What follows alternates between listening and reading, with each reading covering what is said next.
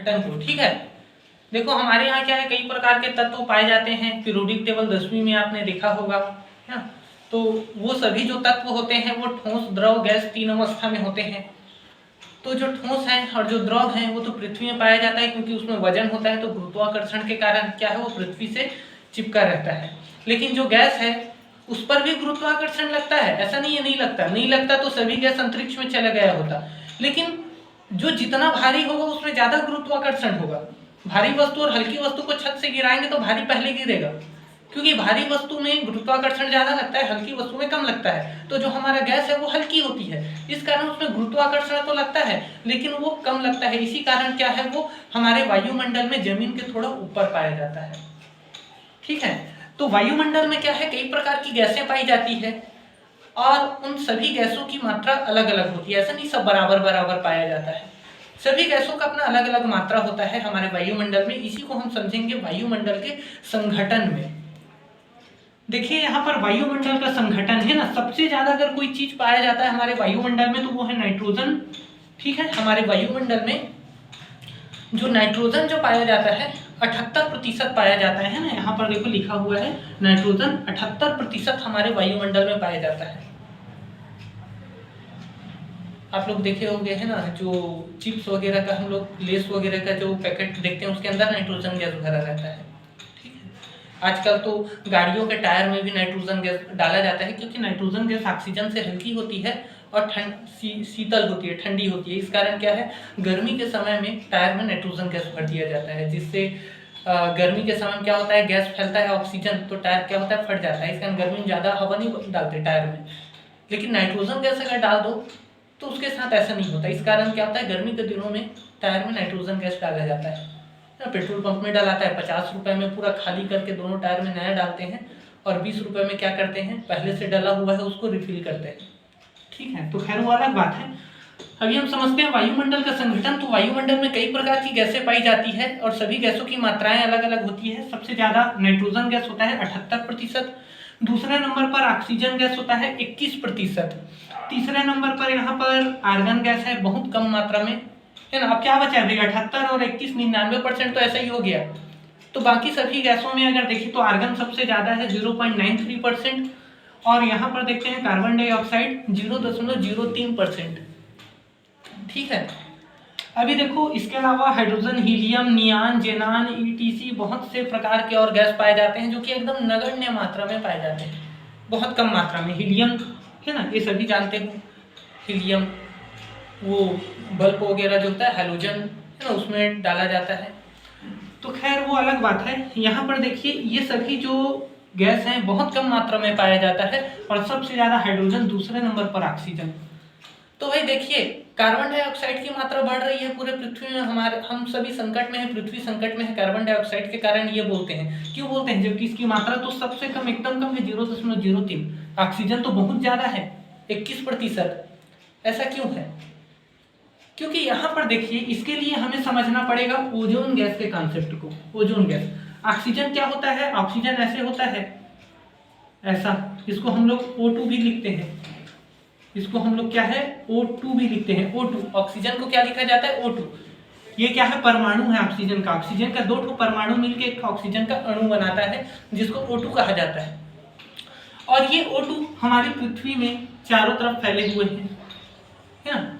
अब सूर्य से 3 प्रकार की किरणें निकलती है ना, दृश्य किरणें, अवरक्त किरणें और पराबैंगनी किरणें। दृश्य किरणें जिसके कारण हमको दिखाई देता है सब तरफ, जैसे ये ट्यूबलाइट है, इसे दृश्य किरण निकल रहा है। अवरक्त किरणें जिसके कारण कपड़े सूखते हैं, जिसमें गर्मी होती है, हीटर वगैरह होता है ना, उससे अवरक्त किरण निकलता है।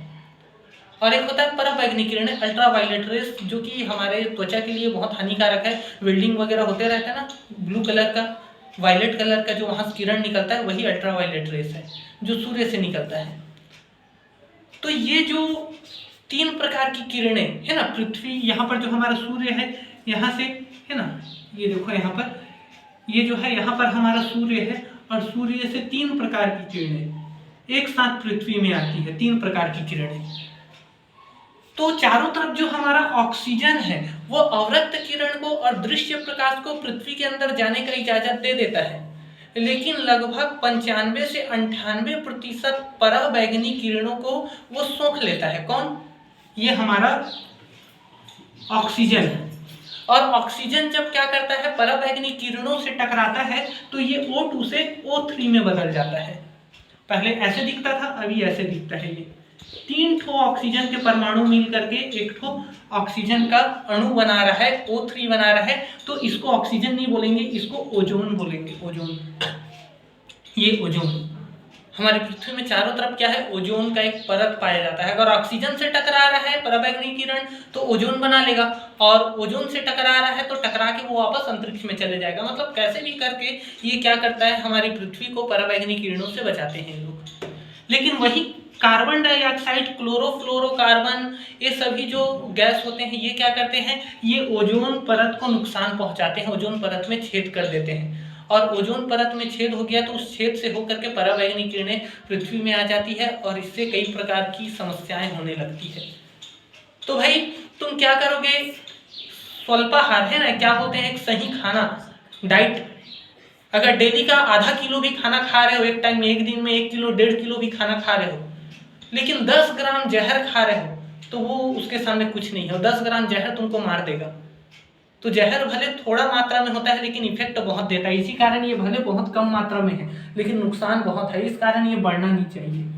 अगर ये बढ़ेगा तो पृथ्वी क्या हो सकता है, संकट में पड़ सकता है।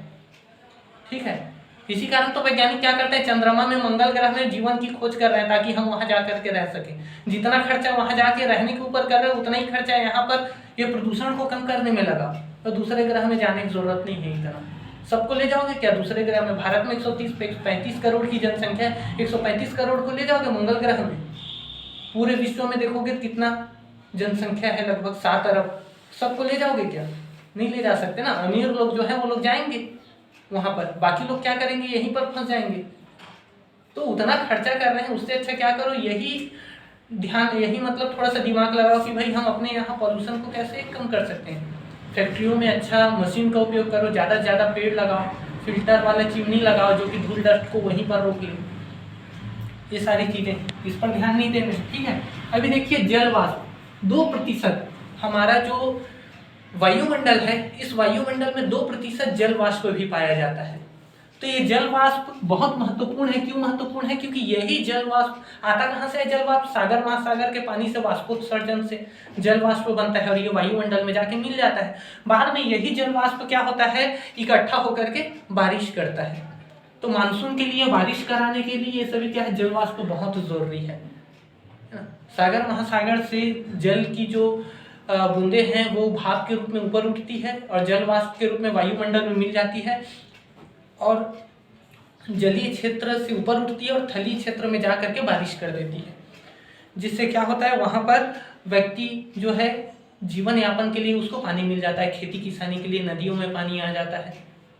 ये सारी स्थिति ये बहुत महत्वपूर्ण है। हमारा जो जल वाष्प है, कहाँ से निकलता है ये पानी? ये जो जल वाष्प है कहाँ से निकलता है? सागर महासागर के पानी से। सागर महासागर का जो जल है वहां से भाप बन के ऊपर उठता है। तो देखिए यहाँ पर ध्यान दीजिए, ये हमारी क्या है, पृथ्वी है ना। यहाँ पर थोड़ा सा मैं इसको मिटा देता हूँ। देखो यहाँ ध्यान दो, ये हमारी क्या है, पृथ्वी है। तो यहाँ भूमध्य रेखा में सूर्य की किरण ज्यादा तेजी से पड़ती है, सीधी पड़ती है, मतलब भूमध्य रेखा और उसके आसपास गर्मी ज्यादा है। जैसे भूमध्य रेखा से हम इस तरफ जाते हैं, ध्रुवों की तरफ या इस तरफ जाते हैं, गर्मी कम होने लगती है। तो यही वाला जो इलाका है जहाँ पर क्या होगा, ज्यादा वाष्पोत्सर्जन होगा क्योंकि गर्मी ज्यादा है, और ये वाले इलाके में वाष्पोत्सर्जन कम होगा क्योंकि गर्मी कम है। तो यहाँ पर गर्मी ज्यादा होता है, इस कारण यहाँ पर क्या होता है, संवहन धारा चलता है। संवहन धारा किसको बोलते हैं? जब गर्म हवा ऊपर उठती है तो इसको क्या बोलते हैं, संवहन धारा बोलते हैं। तो यहाँ पर संवहन धारा चलता है। वायुमंडल को देखोगे ना पृथ्वी में, तो हमारी पृथ्वी का वायुमंडल ऐसा नहीं है, ऐसा चारों तरफ, पृथ्वी के चारों तरफ फैला, ऐसा नहीं है। हमारी पृथ्वी का वायुमंडल कैसा है, ऐसा है, ऐसा। मतलब भूमध्य रेखा में वायुमंडल चौड़ा है और ध्रुवों की तरफ वायुमंडल पतला है। वायुमंडल की मोटाई कितनी है ना, हमारा जो क्षोभ मंडल है ना, वायुमंडल में तो बहुत सारे परत आते हैं और अधिकतर जो गैस है, लगभग अधिकांश गैस जो है वो क्षोभ मंडल में है। बाकी समताप मंडल वगैरह है, उसमें गैसों की मात्रा बहुत कम है। तो क्षोभ मंडल की मोटाई कितनी है, तो हम लोग क्या लिखते हैं, 10 से, है ना, हम लोग क्षोभ मंडल की मोटाई 10 से 18 किलोमीटर क्षोभ मंडल की मोटाई है। तो 10 किलोमीटर कहाँ पर है? ध्रुवों के पास। ध्रुवों के पास क्षोभ मंडल को नापेंगे ना तो 10 किलोमीटर होता है। और अगर हम भूमध्य रेखा से क्षोभ मंडल को नापेंगे ना, भूमध्य रेखा से, तो 18 किलोमीटर है। क्यों है यहाँ पर गैस, यहाँ ज्यादा गैस क्यों है? क्योंकि यहाँ पर वही जल वाष्प क्या हो रहा है, बन रहा है और ऊपर उठ रहा है ना, और गैस को ऊपर धकेल रहा है, जिसके कारण गैस का मोटाई बढ़ गया है। और ये ठंडा जगह है तो यहाँ गैस तो निकल नहीं रहा है, उल्टा गैस भारी होने के कारण और नीचे धंस रहा है। तो इस कारण ध्रुवों में गैसों की मोटाई कितनी है? क्षोभ मंडल की मोटाई 10 किलोमीटर, और ध्रुवों में क्षोभ मंडल की मोटाई कितनी है?